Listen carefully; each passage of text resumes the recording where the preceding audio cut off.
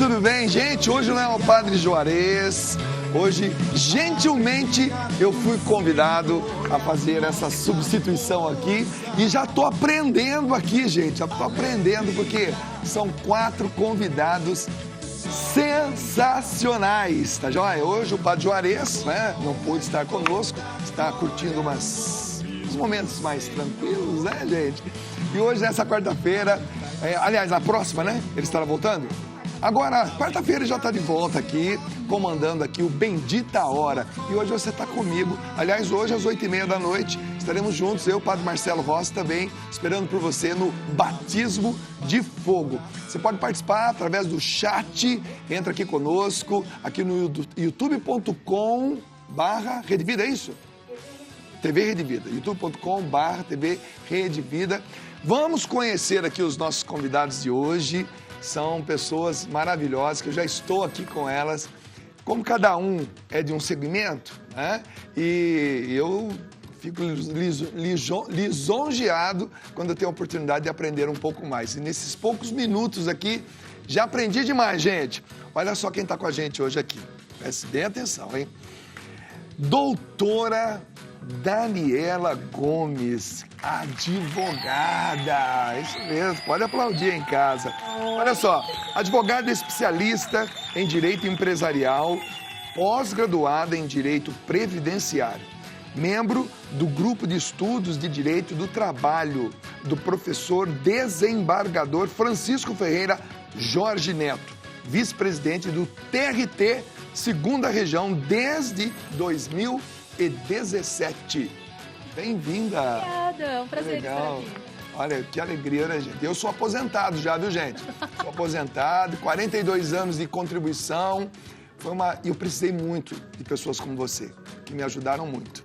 E vai ter pergunta específica para você daqui a pouco. Por favor. Também aqui do meu lado esquerdo está a doutora Débora Viana, cirurgiã simplesmente de cabeça e pescoço.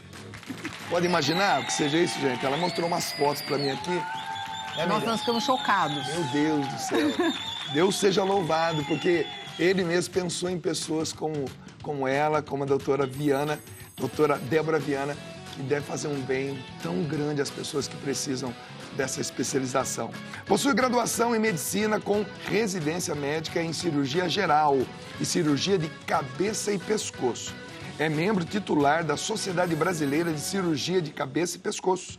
Realizou especialização em cirurgia endoscópica de base de crânio e possui pós-graduação em cuidados paliativos e cirurgia robótica em cirurgia de cabeça e pescoço. Meu Deus do céu. Atua como médica assistente no serviço de cirurgia de cabeça e pescoço do Hospital Heliópolis, onde também é preceptora da residência médica e coordenadora do grupo de cuidados paliativos desde 2016. Doutora, já vida, hein? Se eu tivesse um currículo desse aqui, sabe onde eu estava? Em Hollywood. É verdade. Meu Deus, seja bem-vinda. Obrigada, é um prazer estar aqui. Muito obrigada pelo convite. Eu fico lendo o currículo de vocês, fico imaginando assim, deve ter uns 200 anos essa turma aqui, né? Porque para estudar tudo isso aqui... Verdade, né? Meu Deus do céu. Outro que eu precisei demais dessa especialização. Isso, esse foi, hein? Doutor Reinaldo Cataiossi. Tem parente? Não. É tipo primo, né? Primo? É tipo primo. Vamos lá, doutor Reinaldo Cataiossi, que é ortopedista, gente. Como eu precisei de ortopedista ao longo da minha vida. Foi mesmo, Du. Olha, eu tirei os meniscos em 1990. Eu dei L nos meus tornozelos, ou seja, luxei completamente umas 4 vezes os dois. Nossa. Eu tenho o acrômio solto, quebrei 2 vezes a clavícula, quebrei 7 vezes meu braço. Meu Deus. E tive problema de coluna em 1997. Então, já vai fazer sua ficha agora. Seja Deus por essa profissão. Olha só, ortopedista especialista em cirurgia de joelho. Depois, mais tarde, a gente vai conversar. Isso. Alongamento e reconstrução óssea. Essa é boa, hein? Essa é boa, tá em moda agora. Título de especialista em ortopedia e traumatologia pela Sociedade Brasileira de Ortopedia e Traumatologia. Membro titular da Sociedade Brasileira de Ortopedia e Traumatologia, membro do Comitê de Reconstrução e Alongamento Ósseo. Quer saber sobre esse assunto? Fica aí. E membro da Sociedade Brasileira de Cirurgia do Joelho, Doutor Reinaldo, seja muito bem-vindo. Uma honra aí, obrigado pelo convite. Legal. Vou falar bastante coisa de joelho, de alongamento. Meu Deus do céu. Eu fiz uma cirurgia de joelho em 1990. O senhor vai me dar uns conselhos, ver se eu... Mudou bastante coisa, né? Eu tirei os... Com certeza mudou muita coisa da época. Muita coisa. Porque o cara quebrou o braço dele. Imagina o tamanho do prontuário dele. Nossa, a ficha, parece... dossiê. É uma dossiê, uma bíblia. E aqui do meu lado direito também está ela, gente. Já tem plaquinha de ativo fixo aqui isso, Rede Vida. da Rede Vida. Meire Camilla, psicóloga, teóloga, palestrante, mestre em administração de empresas, consultora organizacional e docente em MBA de gestão de pessoas. Desenvolve palestras motivacionais, treinamentos diferenciados, aliando a arte da mágica, teatro e psicologia. Yes. Que legal, já esteve no meu programa fazendo Sim. mágica, né? E apresentadora do programa Chaves para a Libertação, aqui do nosso canal Rede Vida de Televisão, canal da família e da boa notícia. Ei, que legal. Que bom, tava com Bem-vinda, saudade, bem-vinda. Dunga. Estaremos juntos depois, daqui a pouco. Vamos lá, pode De acreditar novo, depois, bora né? gravar também. Seja bem-vinda, viu? Obrigada, obrigada. Bacana. Bom, já deu para perceber que são quatro especialistas naquilo que fazem. Cada um vai ter aí 2 perguntas para desenvolver conosco. Vamos interagir. Eu e você que está em casa vamos aprender muito, mas muito nessa tarde. Mas antes de começarmos esse programa, eu gostaria de desejar um feliz aniversário para a dona Antônia Acorino Muciolo, nossa querida Toninha, que é membro aqui do Conselho da Rede Vida de Televisão e muito atuante nos trabalhos sociais da igreja. Parabéns, dona Toninha! É jovem, Parabéns! essa mulher foi uma das primeiras que me acolheram aqui na Rede Ai, Vida. que legal. Eu me lembro quando eu cheguei aqui nos meus primeiros dias, aqui nos corredores, ela me deu um abraço tão carinhoso. Olha. Eu já a conhecia de vista, né? Porque das outras vezes. Mas assim. Você vê como é marcante, né? São pequenos gestos, o né? acolhimento. Dunga? É. É impressionante. Então, ó, beijo e parabéns. Vamos para o pensamento do dia. Já está na tela aqui, olha só. Leia comigo. A idealização de uma vida perfeita rouba a alegria do cotidiano, gente. É, tá Não aí. é, gente? Olha esse gatinho aí que merece Ô, Dunga, eu digo falar, assim meu amor. que é 90% das causas de sofrimento dos meus pacientes. É. Essa vida idealizada. A pessoa idealiza não só a vida, mas a si mesma. Do tipo, ela quer ser aquela super profissional, aí ela não é, ela se culpa. Ela quer que o filho seja aquele super filho, o filho não é, aí ela fica chateada. Então, assim, ela quer que o marido seja Meu aquele Deus. marido perfeito, ele não é. Demais. E aí ela se frustra. Então a gente idealiza muito a nossa vida e não aceita a vida do jeito que é, sabe? É, A gente. gente sofre por conta disso. Mas eu acho que é mais que isso. Ah. Eu tenho uma filosofia que eu trago pra minha vida que é: não ponha dias na sua vida, mas vida nos seus dias. Perfeito. Eu vi essa frase num Legal. lugar e ficou. Dá uma, Sabe quando... dá uma camiseta bonita aí. Linda, não Peça pra é? nós, por favor. Não ponha dias na sua vida, mas vida nos seus dias. dias. Cada dia ele é único e você tem que viver ele. Verdade. Legal. É o antigo Carpe Diem, né? Isso. E aí, você idealiza muita coisa na sua vida? É metódica? É perfeccionista? Então, Sou, infelizmente. Trabalha com cabeça. Indo aqui contrário a tudo isso. Sou muito perfeccionista e metódica. Sofre com isso ou não? Terapia em dia. Mas é que assim, dependendo, eu acho que da profissão, da área que a gente acaba dando, né? Isso precisa fazer parte, né? Então, assim, desde sempre, realmente, eu sempre fui muito perfeccionista. E aí acaba que eu consegui tirar esse perfeccionismo da minha vida natural e focar só no meu trabalho, né? Então, assim, realmente, no trabalho eu levo todo esse meu perfeccionismo e no resto da minha vida a terapia me permitiu conseguir deixar a minha vida um pouco mais leve. Sim. Mas no que eu faço especificamente, Aí tem que precisa de muito perfeccionismo. Concordo, porque Ela ele é tem vida, perfeição, né? né? É a vida da E- pessoa, e né? Precisa, E aquele detalhe do currículo dela. Ela é médica preceptora, né? Exato. Então, Eu ela formo cirurgiões de cabeça e Exato. pescoço. Né? Então, assim, Tudo tem que ser com muito método e com muita Responsabilidade. muita atenção, muita responsabilidade e repetições, né? Sim. Então, através da repetição, a gente chega à perfeição. Tudo bem, não vamos falar a perfeição, Sim, mas é isso mas é o nosso objetivo, né? Certo. No que a gente está É fazendo. uma boa mágica quando você Claro. faz, né? Tanto repetir. Tanto repetir, parece que é bem fácil. Um dia que você foi no meu programa lá, eu falei, Foi. como é que ela fez isso? Enganei o Dunga várias vezes. Doutorei, metódico, Então, eu acho que a nossa área, né, que envolve cirurgia, a gente tem que ser perfeccionista, né? Acho que ninguém aqui queria ser operado por um médico que não fosse perfeccionista, não seguisse protocolos, né? Então, assim, acho que para a profissão a gente tem que ser, né? Sempre buscar o melhor e tudo mais. Agora, para a vida, eu concordo perfeitamente Tem com que a dar uma frase aí. relaxada, né, Tem gente? que dar uma relaxada, né? A gente não consegue controlar tudo, né? repete a frase. Não coloque dias na sua vida, mas vida nos seus dias. Aí, gente, Isso aí. vamos lá. Vamos para a enquete de hoje, né, gente? Tem uma enquete bacana hoje.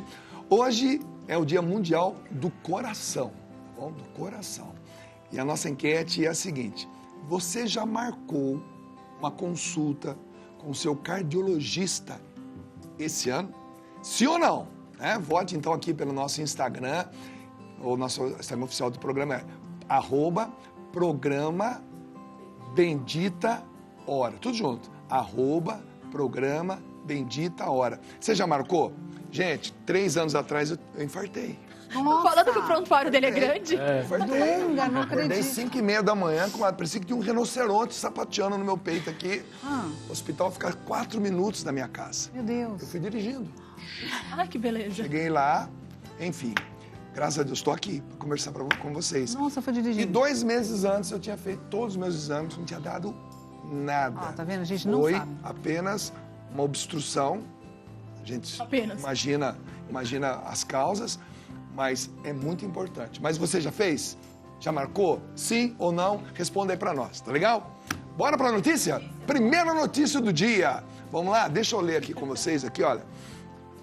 Quais são as regras da aposentadoria da pessoa com deficiência em 2025? Vamos lá, E aí, das doutora? regras, então. A gente tem duas Quais são regras. essas regras, meu Deus do céu? Duas, tá? Tempo de contribuição e a por idade, tá? E qual é o grande diferencial? Por tempo de contribuição, a gente vai ter deficiência leve, moderada e grave. E esse grau vai ser apurado pelos profissionais, né, médico, na perícia médica, e por uma outra perícia que ela é multidisciplinar, mas normalmente ela é feita por um assistente social. Porque, novamente, a gente tem que analisar igual, vamos colocar assim de um termo bem simples, tá? Vida, dia a dia da pessoa, dificuldade em convívio social e a parte médica. A gente vai apurar esses dois e vai ter uma somatória lá. E aí vai dar o grau da deficiência, tá? Então, a gente olha até fator social econômico. Porque uma pessoa com muito mais dinheiro tem muito mais facilidade para fazer as coisas adaptadas.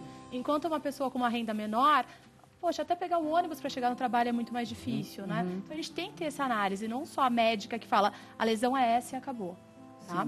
Então vamos lá, por tempo de contribuição a gente vai levar esses fatores, vai passar pela perícia, leve, moderada, grave. Mulher, grave, 20 anos, tá, de contribuição. Moderada, 24 anos.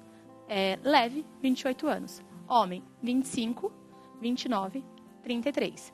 A regra da aposentadoria por tempo permite conversão. O que isso quer dizer? Se eu trabalhei muito tempo sem ter a deficiência e depois eu adquiri a deficiência, eu consigo converter o tempo e vice-versa, para normal e para especial, tá? Da pessoa com deficiência. E aposentar com as vantagens da regra.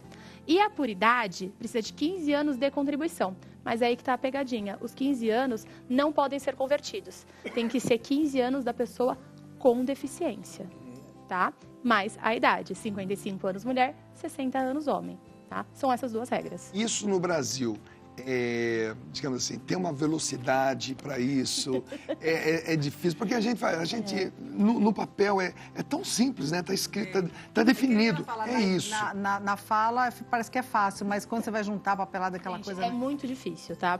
Vamos colocar assim, Animador. Não é difícil por causa do INSS, mas porque a pessoa, diferente das pessoas que querem parecer mais velhas, as pessoas que têm deficiência, elas não querem ter a deficiência, tá? Então, quando eu atendo um cliente no escritório, eu tenho que falar falar para ele, presta atenção, você consegue. Sim, você consegue. Mas você só consegue porque você tem uma adaptação. E isso é importante na pontuação. Difícil para ela, às vezes, ela ouvir isso. Não é nem isso, ela viveu tanto tempo com essa deficiência que ela não enxerga mais a dificuldade. Se adaptou ela nem tanto. enxerga como deficiência. Exato. Ela se adaptou. Ela vive aquilo, então o armário dela já é mais baixo, a saída da casa dela é diferenciada, no trabalho ela já tem um cuidado diferente. Sim. Então, quando ela chega na perícia, o médico faz a pergunta, ela responde, Ela não sabe nem "Faço". identificar o que entendi. Ela não lembra de falar com adaptação. Ela não e lembra qual é. das adaptações. Exato. Então eu falo que é um treino para ele passar a perícia também. Porque é um exercício. Tá? Verdade. Como várias coisas. Porque, imagina, o médico ele chega e fala, você consegue. Porque é um checklist, tá? Você chega e pergunta, você consegue pegar as coisas da sua casa? Você tem alguma dificuldade? Não. Porque a casa está toda adaptada. Você dirige? Ela se adaptou. Dirijo. Carro adaptado.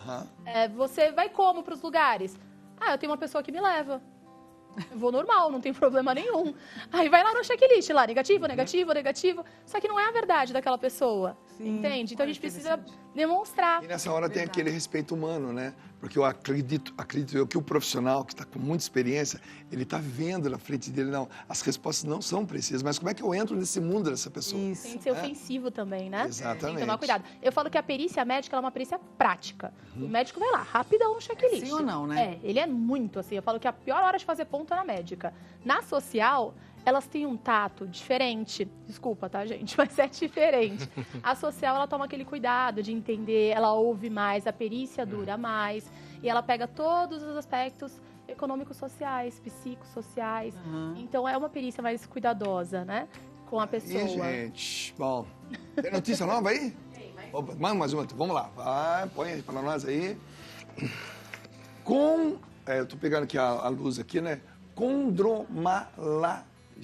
Condromalácia patelar tem cura ou é controle? E aí, doutor, o que a medicina atual diz para nós? Primeiro, explica para nós direitinho o que é essa condromalácia.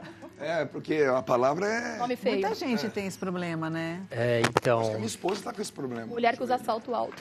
Mulher que usa salto. É bem comum mesmo. E essa pergunta especificamente é meio que uma casca de banana, então a gente tem que tomar um pouquinho de cuidado para responder, né? Vou repetir então, condromalácia patelar tem cura ou controle? Exatamente. Então, assim, objetivamente a resposta é sim, tem cura. Mas a gente tem que entender primeiro o que é a condromalácia, né? Então, condromalácia, ela é uma palavra de origem grega, né? Que condro é cartilagem e maláquia seria amolecimento, né? Então, condromalácia é o amolecimento da cartilagem. E assim, é um sintoma muito comum porque muita gente sente isso, aquela dor para subir, descer, escada, né? Se ajoelhar. Então, assim, é um diagnóstico bem comum. E geralmente quase todo mundo faz uma ressonância e vem lá, condromalácia patelar. E a pessoa acha que a vida já acabou, né? E não é bem assim, né? Então, assim... A gente não nasce com condromalácia, então é uma condição que a gente vai adquirindo ao longo da vida. E a cartilagem, para ela amolecer, ela tem que estar algum sofrimento, ela está sofrendo uma pressão a mais do que ela deveria estar sofrendo. Então isso pode ser por uma execução de um movimento errado, por uma alteração anatômica. O sobrepeso hoje é uma coisa que a gente ataca muito, né? Às vezes o problema está na pisada. O pé é uma pisada muito plana e isso desvia um pouco o eixo do membro inferior e pode afetar o joelho. O salto alto. Eu tive a condromalácia por conta de salto. Aí fiz o fortalecimento da perna, aí sarou, né? Então, é exatamente isso aí. Então, assim...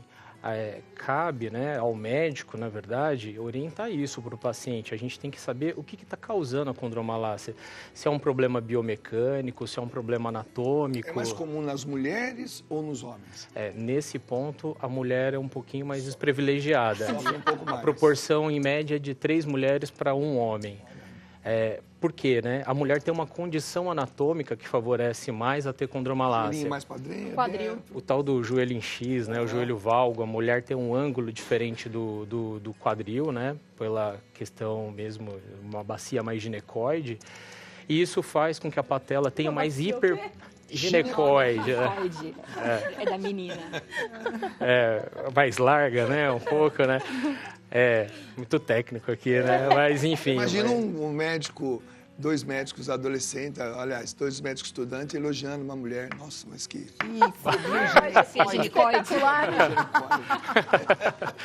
Não, mas Entendi, se eu ouvir, estão falando que eu sou larga. É mais ou menos isso. Não leve assim. Eu quis dizer. É mais comum. A mulher tem uma anatomia que, infelizmente, propicia mais, né? A ter a condropatia patelar, e porque esse formato leva mais disfunção biomecânica. Então, a gente consegue controlar e curar, talvez, a condropatia patelar se a gente resolver esses problemas mecânicos, né? Se a gente minimizar essa pressão que a patela está sofrendo. E a patela, ela é coordenada pelos músculos da coxa. Então, se a gente fortalecer os músculos certos, né, que vão melhorar esse trabalho da patela na frente do joelho, então você, em teoria, diminui a pressão. Do educador físico, um pilates bem feito. Fortalecimento. Tem alguns produtos hoje, né? Como colágeno, magnésio. Palmilha, né? Então, entre outras coisas de medicamento que também ajudam, né? Mas a gente não pode perder o foco que a gente tem que resolver esse problema mecânico do problema, né? Se a gente cuidar da parte química e esquecer da parte mecânica, o tratamento não vai prosseguir. Uma pessoa que trabalhou na roça, por exemplo, ela caminhou por terrenos acidentais a vida toda, ela teve que sempre compensar a passada, ela sempre exigiu de uma forma diferente Pode desenvolver isso? Pode. É que essa pessoa, né, que anda em terreno muito irregular, ela está mais sujeita a ter lesão, né? Se ela não faz um fortalecimento, não está preparada, né, para andar naquele tipo de terreno, infelizmente pode sim sofrer um pouco mais, né? Eu pergunto isso porque eu nasci na roça, nasci numa fazenda, né? E fui morador de fazenda até os 7 anos. E assim, para qualquer lugar que a gente fosse, nós enfrentávamos trechos longos. A gente ia compensando o passo a cada passo. Que sapato, né? Então. No máximo, um quichute daquela época. É igual a gente conversou. Tive paciente que tratou por muitos anos condromalácia e o que resolveu foi quando a gente entendeu o eixo, explicou direitinho, o que resolveu foi mudar uma palmilha. A gente confeccionou uma palmilha que melhorou o eixo e isso evoluiu bem a condromalácia. Então, acho que a função do médico não é só ler exame, né? Porque senão, assim, a nossa função é buscar onde está a base do problema. Então, em resposta a isso, tem cura. Se a gente agir no problema base, né, da condromalácia. Maravilha. Bom, vamos fazer o seguinte, uma paradinha aqui na nossa conversa, já deu para perceber que só tem fera aqui, gente. É bacana demais, a gente aprende muito. Eu fico muito feliz quando eu sou convidado para substituir o apresentador aqui, né? Porque é a oportunidade de eu aumentar. Eu uso tudo isso em palestra depois, viu? Sim. Eu senti um cheirinho de café aqui, gente. Ah, tá uma delícia. Nossa Senhora, Aparecido Norte, perto de Roseira. Do manto original ainda. Gente, que legal. Mais uma notícia? Vamos lá. Vamos ver quem dos nossos convidados. Ah, olha só. Lesões na boca podem indicar câncer de boca? Entenda quando se preocupar. Ixi, agora chegou todo mundo a hora. Já tá E aí? Lesões na boca. Sim, na verdade, sim. Uma coisa que eu sempre falo muito é fazer o autoexame e se olhar. Então, existe uma coisa que é o autoexame da boca, que o paciente mesmo deve fazer. Presta atenção em casa aí, gente. Sempre. Eu falo assim, pelo menos uma vez por semana, né? Fazer isso, que é na frente do espelho se olhar primeiro os lábios, procurar alguma manchinha vermelha, branca, alguma afta. Depois abre a boca, língua de fora, olha se a sua língua tá simétrica, ou se ela desvia de um lado para outro. Vê se tem alguma manchinha. Colocar a língua para fora, se ela for mais para a direita ou para a esquerda. Exatamente, põe a língua para fora. Não é para fazer isso, é para fazer reta. Né? Exatamente. Ver se a gente tem alguma manchinha, alguma afta, algum branquinho, tá? Algum carocinho. Aí depois puxar as bochechas, olhar aqui dentro das bochechas, a mesma coisa. Então, mancha, bolinha, afta, verruguinha, né? E olhar lá atrás na garganta também, procurando sempre essas mesmas coisas. Semanalmente. Quanto tempo? O odor também, mudou o odor. Semanalmente. Essas manchinhas, essas aftas, essas bolinhas, elas têm que desaparecer em 15 dias. Não desapareceram, tem que procurar um cabeça e pescoço. Porque pode ser ou um câncer ou uma lesão pré-câncer. O que é uma lesão pré-câncer que a gente fala? É o seguinte, a nossa boca, nossas mucosas, né, nosso revestimento, não é feito para aceitar alguns tipos de machucado.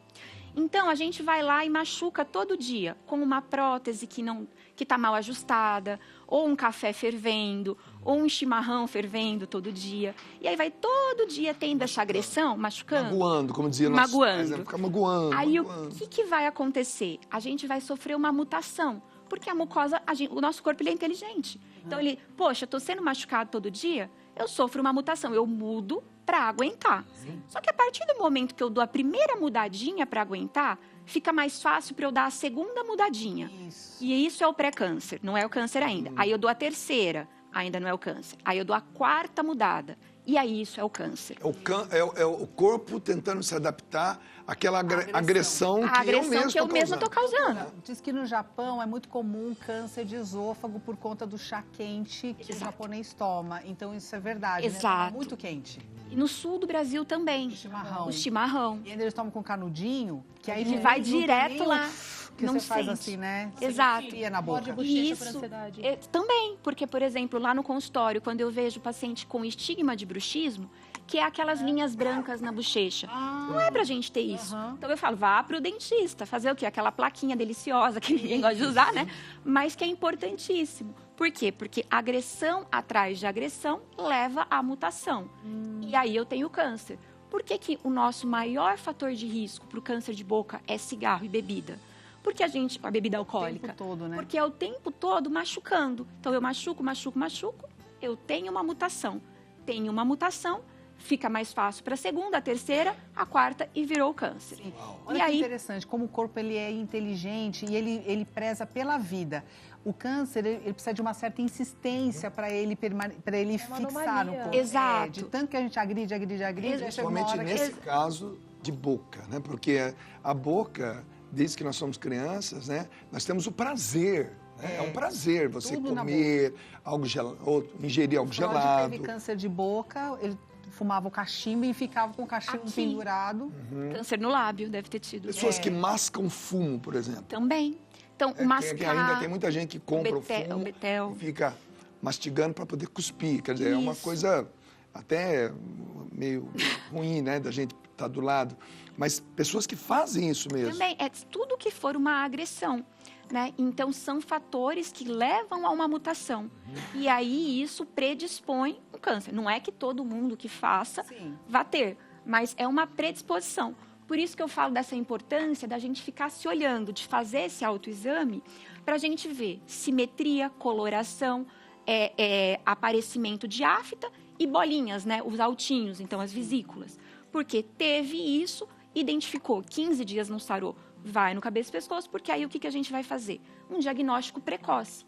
Quanto antes eu conseguir fazer um diagnóstico desse paciente, mais rápido eu consigo tratar e de uma forma menos agressiva e que eu vou ter, eu sendo menos agressivo, eu vou causar menos mudança e impacto na vida dessa pessoa e menor a chance desse câncer voltar depois também. Uma dúvida. Antes, no intervalo, gente, ela mostrou pra gente uma história de um câncer que pegou toda a face do paciente. A pergunta é, o que leva um câncer a evoluir tão rápido, que era um caso de 4 meses só, e tem alguns casos que não evoluem tão rápido assim, né? Então, o que a gente tem, na verdade, quando a gente fala câncer, para o leigo é tudo câncer, né? Isso. Mas aí o câncer, na verdade, mesmo que de mesma região, a gente tem diferentes tipos de células. Então, a gente fala que é um tipo histológico diferente.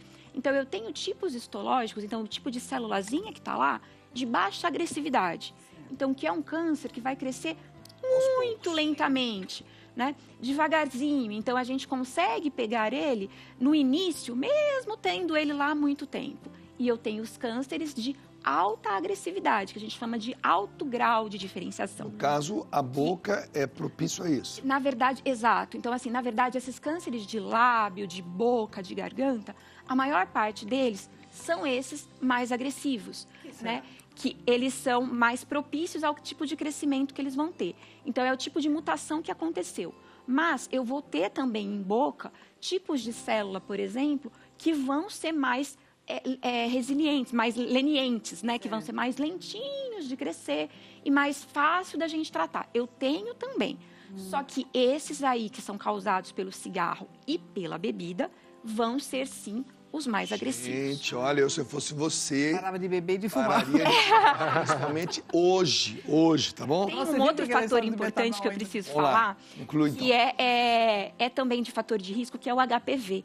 Né? Então, que eu insisto muito na vacinação do HPV, né? Que é um vírus que a gente tem, que pode ter, né? Que causa também a mutação e causa o câncer de boca e de garganta, tá? Então, existe uma vacina, isso eu falo mas sempre... É tão cara essa vacina, o SUS dá. Eu ia falar isso. Ah, é? O SUS dá, né? Existem campanhas para isso, que são para as crianças. Mas e adulto né? também pode? Adulto pode, sim, com prescrição médica, chegar lá para tomar, ou na rede privada também.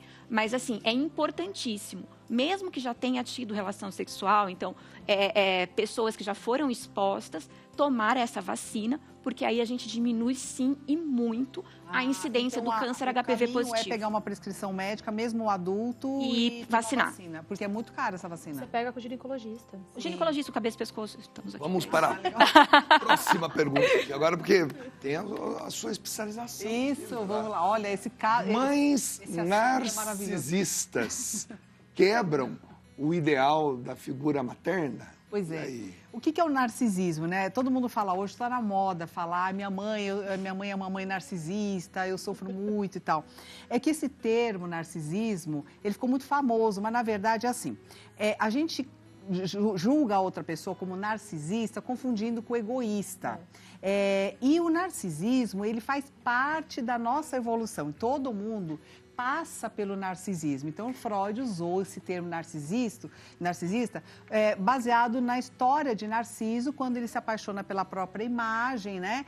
E o que ele quis dizer com isso? Assim, na fase de desenvolvimento, quando a criança ainda é um bebezinho, como ela não tem noção do próprio corpo, ela não tem noção de mundo, a impressão que essa criança tem é que tudo na vida existe em função dela, porque ela não tem noção de que existem várias pessoas. Então, ela quer as coisas para ela. Está com fome, ela quer que aquele desejo seja sanado.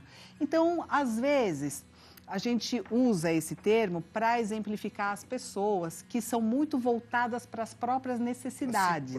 Isso, então a minha necessidade, a minha carência é maior do que as outras. Então, essa pessoa, ela não é tão madura, vamos dizer assim. Então, a gente tem o desenvolvimento biológico, então a pessoa pode ter lá 60 anos, mas psicologicamente ela ainda tem um funcionamento de uma criança de 5 anos que faz birra, que esperneia, quando ela quer as coisas, ela não sabe comunicar, não sabe negociar. Então, ela faz esse auêzinho. Então, agora você imagina uma mulher, né, uma mãe, que cresce, biologicamente ela é uma mulher capaz de ter filhos, então ela gera criança, só que psicologicamente ela ainda é o centro das atenções. Então ela não consegue na maternagem, por exemplo, o que é a figura materna ideal? Então a gente tem um arquétipo de mãe.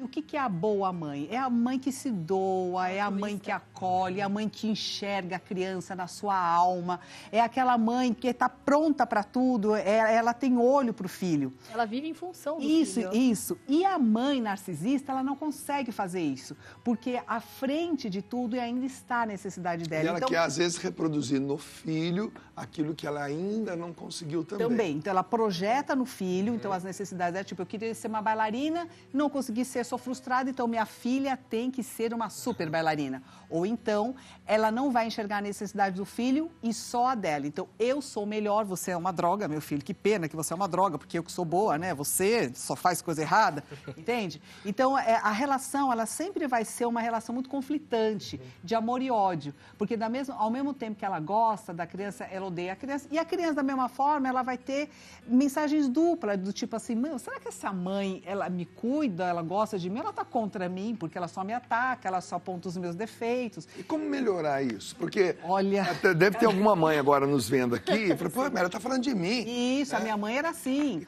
E tem muita mãe assim. Quando a gente toma consciência disso, a mãe tomou, eu sou assim. Isso. O que ela tem que fazer? Quando a gente cresce, nós temos a obrigação de fazermos esse caminho todo para nós mesmos, ou do tipo assim, mesmo que a vida não tenha me dado, eu tenho a capacidade de dar para mim mesmo, porque agora eu sou uma adulta.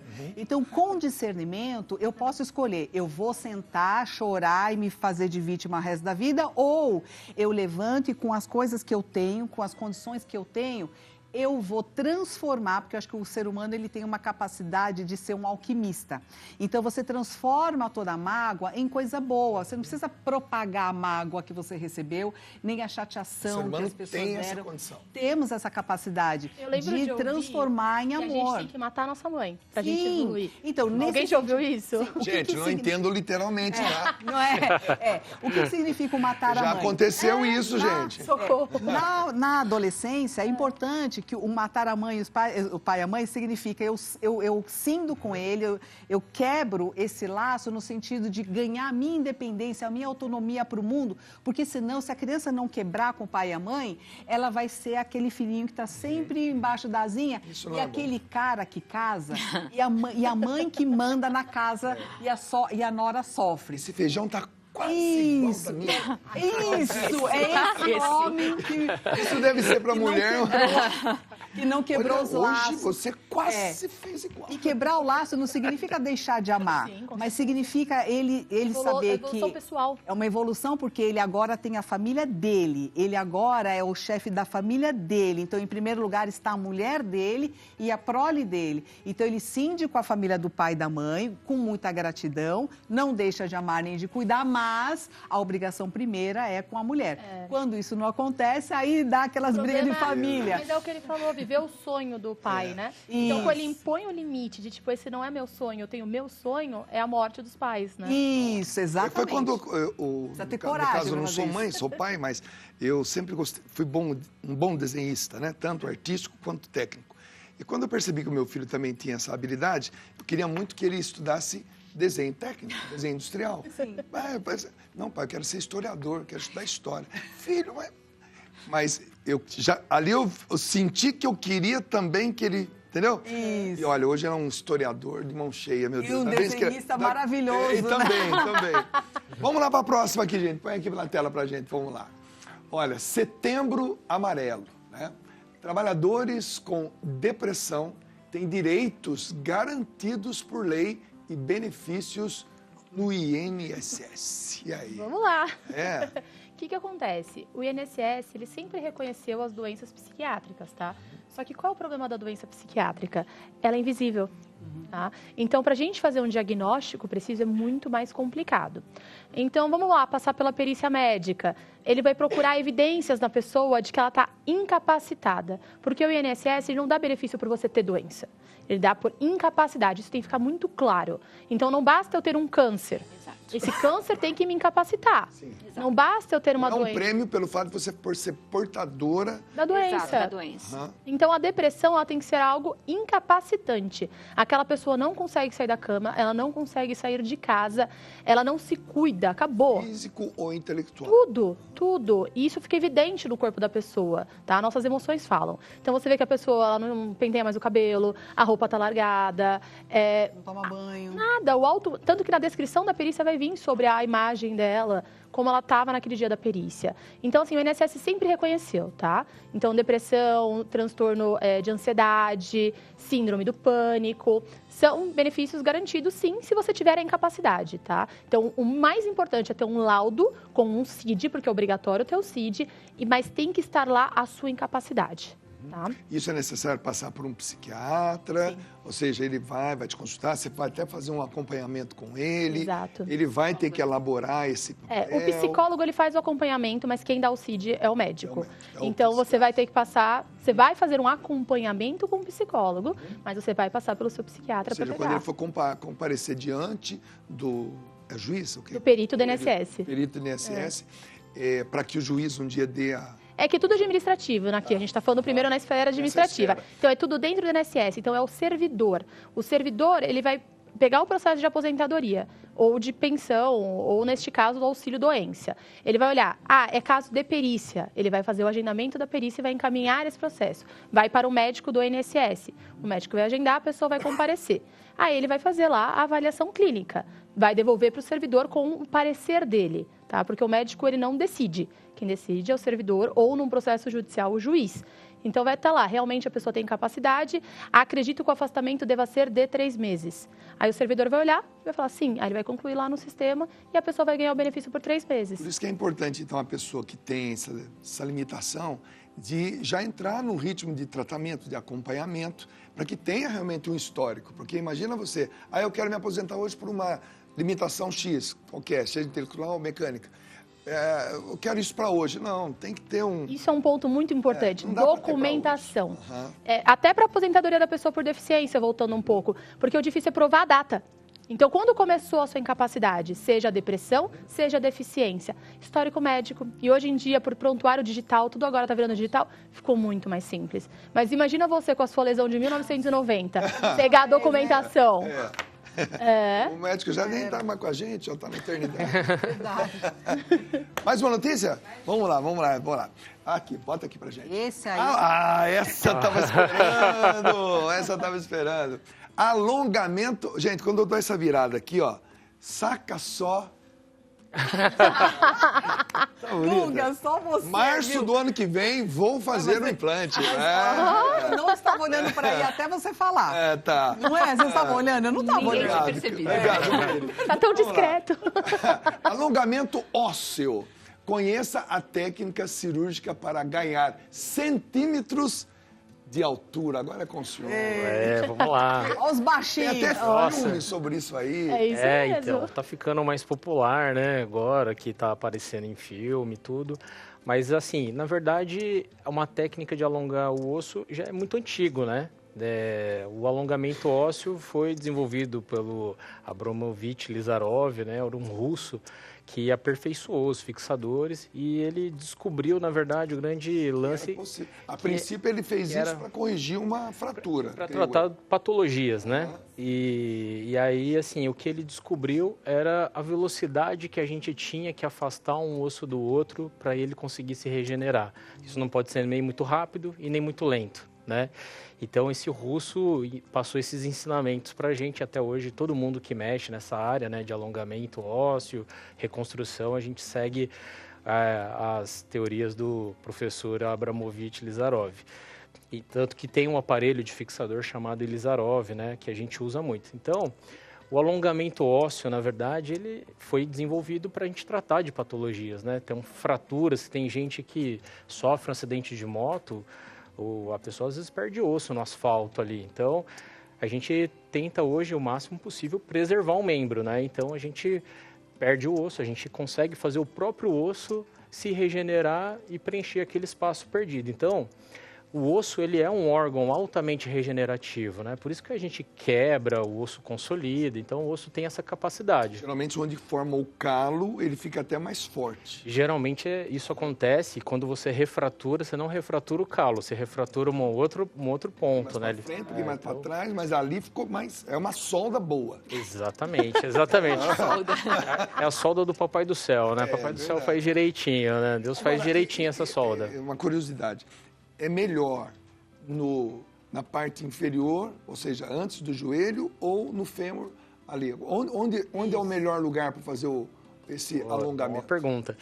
Bom, assim, se for pensar para fins estéticos, o fêmur a gente consegue alongar um pouco mais do que a tíbia. Então, se a pessoa está procurando essa cirurgia para fins estéticos, né, que é a grande maior procura, né? A maioria procura, principalmente homens, né? Isso é uma coisa que a gente estava até conversando. É uma dor. É uma dor do homem, igual o cabelo. É igual o cabelo, a altura também para o homem é uma dor às vezes, né? Então, assim, o fêmur, ele permite que a gente consiga alongar um pouco mais. A tíbia a gente tem um pouquinho de restrição, mas não é pelo osso em si, porque o osso tem uma capacidade grande de alongar. É por conta das partes moles, né? A parte muscular, nervo, tendão, Na perna é mais E o complexo. risco é muito grande dessa cirurgia? Tem seus riscos, mas a gente tem que minimizar, né, todos Perde os o movimento, riscos. né? Porque tem muito coreano fazendo, né? Para Tem, aumentar a tem, altura. Eu vejo tem. bastante agora. É que agora está entrando muito dispositivo novo, né? Para fazer esses alongamentos. Até um tempo atrás a gente tinha aquela gaiola, né? Que o pessoal fala aí, que via motoqueiro usando gaiola. Então, hoje a gente já tem fixadores menores e mais moderno, a gente tem uma haste que é eletrônica, né? Que ela, igual uma varinha de telescópio, que ela mesmo vai aumentando dentro do osso. Então, está ficando menos traumático essa cirurgia com essa tecnologia, né? Mas é uma cirurgia complexa, assim, tem que ser bem avaliado, tem que ter um perfil psicológico. Né? O tempo de recuperação é muito grande. É grande. É grande. Ou seja, a pessoa vai ter que ficar cama? parada, de licença, Tem. por um bom tempo. É que hoje tem muito trabalho home office, né? Então, muita gente consegue se programar para fazer. Mas, aproveitando, né? Tem aqui uma psicóloga, a gente, inclusive, a gente pede um laudo psicológico para poder fazer essa cirurgia, porque... Imagina, né? Você vai deixar uma pessoa, às vezes, mais restrita, afastada da atividade do dia a dia.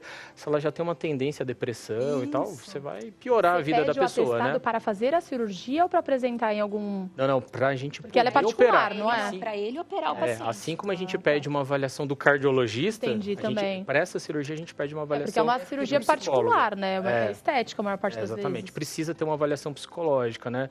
Em vez de ajudar, eu vou piorar a vida do cara. É igual a né? bariátrica, né? A Isso. pessoa tem que ter o acompanhamento psicológico, o problema é a cabeça dela. Mas exatamente por isso, que é um pós-operatório muito difícil. Que tá bem... nem Pós-operatório É bem- a pessoa tem que estar querendo muito, tem que estar incomodada muito, tem que ter Exatamente, condições. Não é uma operação, Não, mas- creio eu hoje, barata. não é... E, assim, A bariátrica o SUS faz. cirurgias estéticas, né, você não pode usar em convênio médico, você não pode fazer pelo SUS, então o custo é caro, assim, para fazer. Mas agora, o bacana é, né? Como é que a medicina, ela evolui, né? Não, eu acho que o bacana você não perguntou. É quanto a pessoa fica maior. Olha aí. Então, Não é? a gente tem um caso de um paciente que a gente conseguiu só no fêmur 9 centímetros, né? Uau, Ele era mais baixo do que eu e termina a cirurgia e está mais alto do que eu. E aí, se a gente alonga a tíbia, ainda consegue mais um pouquinho, né? Então, dá para chegar aí a 12, 13 centímetros, Os dependendo, homens né? baixos todos te ligando agora. Eu tenho que ir para a próxima pergunta, esse assunto é muito legal. Legal. Para nós aqui, olha. Doutora, aqui, ó.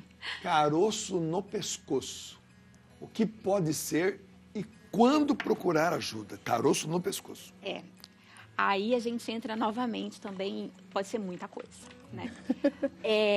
Se olhar, né? Então, também, da mesma forma que para olhar a boca, olhar o pescoço. Então, a gente que é menina. Então, tô lá fazendo minha maquiagem. Então, na hora que eu tô fazendo a maquiagem, me toco, né? Olho a minha simetria e busco nódulo de um lado, nódulo de outro, assimetria de face, caroço nessa linha média. O que a gente pode ter? Então, tem uma coisa muito comum da gente ter aqui, que são os linfonodos cervicais. São órgãos de defesa que todo mundo tem, né? O meu já inflamou. Que serve para defender de inflamação, infecção e câncer também.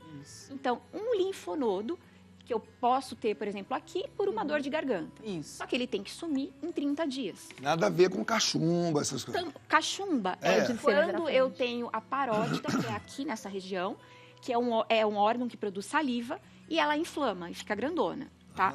Então, assim... Também é o corpo se defendendo. A cachumba não, é a glândula doente. Então, é a glândula que produz saliva que está doente e ela cresceu. O linfonodo, ele é o meu corpo que está se defendendo do que está acontecendo naquela hora. E essa defesa tem que acabar em 30 dias. Então, 30 dias é a época que eu tenho para aparecer o linfonodo e ele ir embora. Ele não foi embora, opa, eu preciso ir no médico. O que pode ser? Pode ser um linfoma, que é um câncer, né? Pode ser um câncer de boca com um linfonodo de metástase já.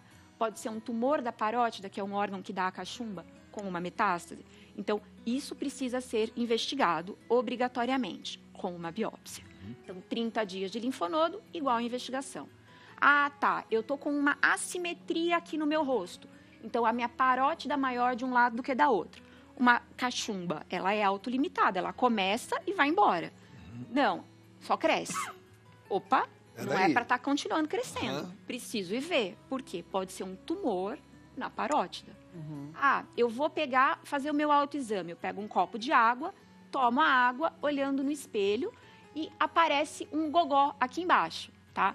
Então, os meninos, eles têm que ter o gogó aqui em cima e aparece uma bola aqui embaixo quando eu engulo. Vou engolindo e vai fazendo o gut e sobe uma bolinha aqui entre o gogó e esse baixinho que eu tenho aqui. Presta atenção, ela nem vê. E aí, o que acontece? Apareceu uma bolinha nesse lugar. Não é para eu ter. Isso é o quê? É um nódulo na tireoide. Né? Então, eu tenho um nódulo na tireoide que precisa ser investigado. Gente, eu sou hipocondríaca. É tudo indolor, nada disso dói. Né? E nada disso você sente, você só vai ver se a pessoa não se olhando. Não presta atenção nela própria, Exato. não é doloroso, então ela pode estar desenvolvendo isso e ela nem percebe. E não está percebendo. Né? Então, porque às vezes acontece, eu chego no meu consultório e vem o paciente com um nódulo desse tamanho aqui. Aí você fala, gente, quando apareceu? Notei semana passada. Não notou semana passada. O negócio tá lá. Olha, então, assim, é uma coisa que está aqui crescendo. Eu vou te falar, eu dormi com o brinco uma vez. Fez uma feridinha aqui atrás. Certo. Ignorei. Do nada, tava uma bola aqui. Falei, pronto, cachumba, câncer, comecei a pensar um monte de coisa, fiquei paranoica com aquela bolinha. Tirei fotos, porque a gente faz isso, né? Isso. Tirar foto e manda pro médico. Tiro foto de tudo. duas coisas, faz foto e pesquisa no Google. Tudo é câncer. Google, Foi só uma infecção, porque o brinco é sujo e fez um machucado e eu não cuidei. Mas uma bola. É uma bola. Essa bola é o linfonodo. E essa bola, ela tem que ir embora Tem depois 30 que a dias. infecção acaba. 30 Né? dias. A bola não foi embora, opa, o que está acontecendo? Preciso procurar o médico. Né? Então, se todo mundo se olha, se a gente se examina, se vê, né? Eu falo a menina na hora da maquiagem, que pelo amor de Deus, gente, se a gente tá lá, tá passando a base, passou a mão. Esse lá tá diferente desse daqui. Poxa vida, né? Faço a minha foto, olhei na minha foto, tô lá, o meu sorriso tá mais para um lado do que para o outro. Opa, eu tô assimétrica. E é diferente daquele sorriso Ela vai me deixar paranoica. charmoso que às vezes as pessoas têm, De né? ladinho. É diferente. Exato. Não causando pânico. pânico. Né? Não causando pânico. Mas o importante é se observar. Gente. Exato. Tem mais uma pergunta aí, vamos lá. Gente, tá demais o programa hoje. Me chama mais, que eu tô aprendendo demais. Vamos lá. Por que tem gente que odeia brigar ou discutir? Evitar conflitos faz mal? Nossa, tem muita gente que usa Tem essa muita gente. estratégia. É uma estratégia de evitação. Porque, infelizmente, nós somos criados, né, com uma dificuldade na assertividade. Então, a gente confunde, por exemplo, negociar, conversar, comunicar com briga. Por que isso acontece? Porque muitas vezes a gente vai se chateando, porque o limite do respeito, ele vai sendo rompido por várias coisinhas, do tipo assim, eu faço uma coisa diariamente que você não gosta, do tipo, ai Dunga, não coloca um negócio aqui que eu não gosto, e aí você não quer que eu fique chamando a tua atenção todo dia, mas como eu não sei, eu continuo chamando a tua atenção, e aí você vai se irritando. Ao invés de você falar, Meire, para de falar isso que eu já entendi, você não fala, você só vai acumulando a raiva que você sente de mim.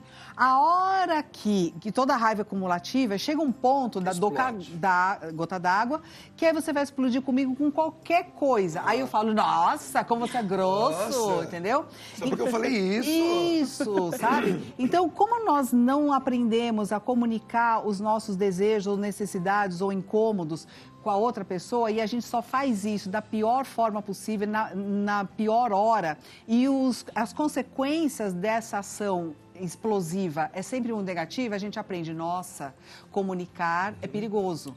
Porque toda vez que meu pai e minha mãe se comunicam é para brigar, é sempre para discutir. Então a gente começa a achar que falar é muito perigoso, então a gente começa a se calar. Opta pelo silêncio. E aí a gente vai nesses comportamentos de esquiva, de repressão da emoção, e a gente vai deixando para lá, e no final essa panela de pressão vai explodir aqui dentro. Então, qual que é o melhor caminho? O melhor caminho é o treino. Então, assim, você vai treinando dizer assim, olha, eu já estou satisfeita, olha, esse aqui eu não quero hoje. E tudo bem não ser do seu jeito, do tipo assim, vamos no cinema ver uma aventura? Aí você fala assim, olha, tudo bem, Dunga, hoje nós vamos ver a aventura porque você quer, mas eu não quero, mas eu vou por você, eu vou por você, mas eu digo o meu desejo. Então, e para tudo, até para uma comida, para isso, para aquilo, vai colocando os seus desejos e você vai vendo que isso não te mata. E também não faz mal a outra pessoa. Ela só faz você se conhecer. Então, conforme você vai mostrando para você mesma que se comunicar não vai fazer mal para as pessoas, você aprende a ter intimidade e respeito nas relações, entendeu? Sim. Gente... Porque o que eu falo assim, ó, Dunga, só para fechar, intimidade não é dormir junto. Tem muito casal que acha porque dorme junto, porque transa, tem intimidade, não tem. Porque quando vai desabafar aquilo que mais dói na alma, vai desabafar com a amiga, com o pastor, com o padre, mas não fala com o marido, que é com quem ela deveria ter a liberdade de falar, entendeu? Tá? Gente, olha, acabou o programa, gente. Que pena! Vamos ver o resultado da enquete? Vamos lá. Vamos ver agora como é que foi o resultado da enquete. Como é que é mesmo? Já marcou uma consulta com o seu cardiologista esse ano? Sim ou não? Vamos lá? Lá. 33% aqui Só ali em cima. Aqui ali em cima. Olha lá. A maioria não. 66% não. 35% já marcaram, 65% não. Ó, o Gente, pessoal, nós estamos quase no final do ano já. o pessoal dos 66,7%. Olha, eu Tem pouco tempo para marcar. Gente, olha, 3 anos atrás, eu fui acometido por um infarte, quase fui. Você lembra que eu fiz aquela música? O meu lugar é o céu, é lá que eu quero morar. Eu entrei cantando assim, o meu lugar é o céu, mas ele pode esperar. Gente, então vamos lá. Olha, Boa. demais, demais. Foi ótimo. Quero receber vocês 4. Legal. No meu programa Acredite, Isso. pra gente conversar sobre já tô esses lá, na assuntos. Obrigado, produção. Só isso, só despedir agora? Gente, olha, Deus abençoe vocês. Hoje à noite, às 20h30, eu e o Padre Marcelo Rossi esperamos por você no programa Batismo de Fogo, tá bom? Valeu, meus convidados. Deus abençoe vocês. Muito obrigada. Valeu, Obrigado. Tchau, valeu. Tchau. Tchau.